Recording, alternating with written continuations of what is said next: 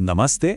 चलिए आज आपको एक ऐसी कहानी सुनाते हैं जहां एक राज्य के सबसे बड़े पद के लिए कोई डिग्री या इंटरव्यू नहीं बल्कि एक बहुत ही अनोखी परीक्षा ली गई। ये कहानी है देवगढ़ रियासत की और एक सच्चे दीवान की खोज की। तो कहानी शुरू करने से पहले एक सवाल, आखिर किसी इंसान को एक ग्रेट लीडर क्या बनाता है? क्या उसकी ऊंची ऊंची डिग्रियां, उसका नाम, या फिर कुछ ऐसा जो दिल की गहराई से आता हो? तो ये कहानी है देवगढ़ के एक बहुत ही बुद्धिमान और अनुभवी दीवान सरदार सुजान सिंह की। उन्होंने पूरे 40 साल तक राज्य की सेवा की थी और अब उन्हें लगा कि भाई अब आराम करने का, पद छोड़ने का वक्त आ गया है।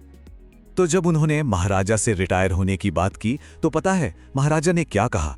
उन्होंने एक आखिरी और बहुत बड़ी जिम्मेदारी उन्हीं को दे दी।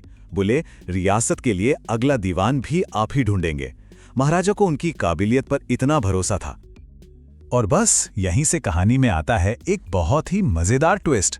सरदार सुजान सिंह ने दीवान चुनने का जो तरीका निकाला वो किसी ने सोचा भी नहीं था। ना कोई इंटरव्यू, ना कोई परीक्षा, बल्कि अखबार में एक छोटा सा विज्ञापन। सोचिए, विज्ञापन में क्या लिखा था? देवगढ़ को एक नया दीवान चाहिए, लेकिन शर्तें बड़ी अजीब थीं। पहली बात, यूनिवर्सिटी की डिग्री जरूरी नहीं, बस सेहत अच्छी होनी चाहिए। और सबसे जरूरी बात यह थी कि ज्ञान से ज्यादा इंसान का कैरेक्टर, उसका चरित्र और अपनी ड्यूटी को लेकर उसकी समझ देखी जाएगी। और हाँ, जो भी आएगा उस पर 1 महीने तक नजर रखी जाएगी। अब आप सोचिए इस विज्ञापन का असर क्या हुआ होगा। अरे पूरे देश में जैसे तूफान आ गया। बिना डिग्री के दीवान बनने का मौका, बस फिर क्या था, सैकड़ों लोग अपनी अपनी किस्मत आजमाने देवगढ़ आ पहुंचे। ऐसा लग रहा था जैसे शहर में कोई मेला लग गया हो। और इसके बाद शुरू हुआ वो 1 महीने का ड्रामा। हर कोई, मतलब हर उम्मीदवार, खुद को सबसे अच्छा और सबसे काबिल साबित करने में लग गया।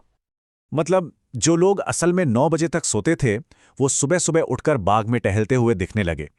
जो कभी नौकरों से सीधे मुंह बात तक नहीं करते थे, वो अचानक से आप और जनाब कहने लगे। और जिन्हें किताबों से नफरत थी, वो भी बड़े बड़े ग्रंथ खोलकर ऐसे बैठते थे जैसे कितने बड़े ज्ञानी हों। सब कुछ बस एक दिखावा था। लेकिन सुजान सिंह, वो तो इंसानों के जौहरी थे। वो सब देख रहे थे छिपकर। वो जानते थे कि ये सब बगुले हैं और इन्हीं के बीच कहीं एक असली हंस भी छिपा है। उनकी नजर इस बाहरी दिखावे पर नहीं, असली कैरेक्टर पर थी। और फिर वो दिन आया जब असली परीक्षा हुई। और ये कोई एग्जाम हॉल में बैठकर लिखने वाली परीक्षा नहीं थी। ये थी जिंदगी की परीक्षा, एक अचानक आई मुसीबत। हुआ ये कि एक शाम कुछ उम्मीदवार एक बड़ा जोरदार हॉकी का मैच खेलकर लौट रहे थे। पसीने से तरबतर, थके हुए, पर जीत के जोश में एकदम चूर थे। तभी अचानक उनकी नजर सड़क के किनारे एक नाले पर पड़ी। वहां क्या था? एक गरीब किसान की अनाज से भरी गाड़ी कीचड़ में बुरी तरह फंसी हुई थी।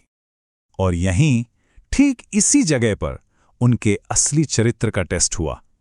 सबने उस बेचारे किसान को देखा, लेकिन जानते हैं कैसे? बंद आंखों से। उनकी आंखों में जरा भी हमदर्दी नहीं थी। उन्होंने उसे देखा और अनदेखा कर दिया, जैसे कुछ हुआ ही नहीं। लेकिन उसी भीड़ में एक इंसान था जो रुका। कमाल की बात यह है कि उसे खुद मैच में चोट लगी थी। वो लंगड़ा कर चल रहा था, फिर भी वो उस किसान की मदद के लिए रुका। और उसका नाम था जानकीनाथ।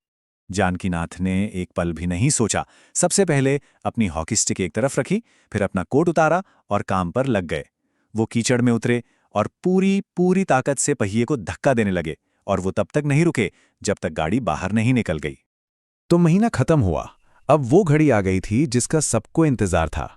नए दीवान का नाम अनाउंस होने वाला था। पूरा राज दरबार भरा हुआ था। सारे उम्मीदवार वहीं थे। सबके दिल जोर जोर से धड़क रहे थे। उम्मीद भी थी, डर भी था। हर कोई सोच रहा था, काश वो नाम मेरा हो। तभी सरदार सुजान सिंह अपनी जगह से उठे और उन्होंने कहना शुरू किया, इस पद के लिए हमें कोई ज्ञानी नहीं बल्कि एक ऐसा इंसान चाहिए था जिसके दिल में दया हो और साथ ही मुश्किलों से लड़ने का आत्मबल हो। और इतना कहने के बाद सरदार सुजान सिंह ने गर्व से ऐलान किया, देवगढ़ के नए दीवान हैं पंडित जानकीनाथ। दरबार में बैठे सब लोग एकदम हैरान। जानकीनाथ? उन्हें क्यों चुना गया? आखिर वजह क्या थी? वजह ना तो उनका हॉकी का खेल था और ना ही उनका कोई दिखावा। तो सवाल ये है कि सुजान सिंह आखिर ढूंढ क्या रहे थे। वो 4 चीजें ढूंढ रहे थे। पहली, दया, मतलब दूसरों का दर्द महसूस करने वाला दिल। दूसरा, आत्मबल, यानी हिम्मत, जो मुश्किलों में हार न माने। तीसरी, उदारता, यानी बड़ा दिल रखना। और चौथी, कर्तव्य, मतलब सही काम करना, भले ही कोई देख रहा हो या नहीं। और जानकीनाथ ने उस एक मुश्किल घड़ी में ये चारों बातें साबित कर दी थीं। सुजान सिंह ने सबको समझाया, सोचिए, जो इंसान खुद जख्मी होते हुए भी एक गरीब की मदद के लिए कीचड़ में उतर सकता है, क्या वो कभी अपनी प्रजा के साथ अन्याय करेगा? कभी नहीं, वही सच्चा न्याय करेगा। और वो किसान, अरे वो कोई और नहीं बल्कि खुद सरदार सुजान सिंह थे, भेष बदलकर। उन्होंने ही तो जानकीनाथ को वो बात कही थी, गहरे पानी में बैठने से ही मोती मिलता है। इसका मतलब असली चीजें, असली गुण वो सतह पर नहीं, इंसान की गहराई में मिलते हैं। तो ये कहानी हमें एक बहुत बड़ी बात सिखाती है और एक सवाल भी छोड़ जाती है। हमारी अपनी रोज की जिंदगी में हमारे चरित्र की असली परीक्षा कब और कैसे होती है? ये सोचने वाली बात है ना।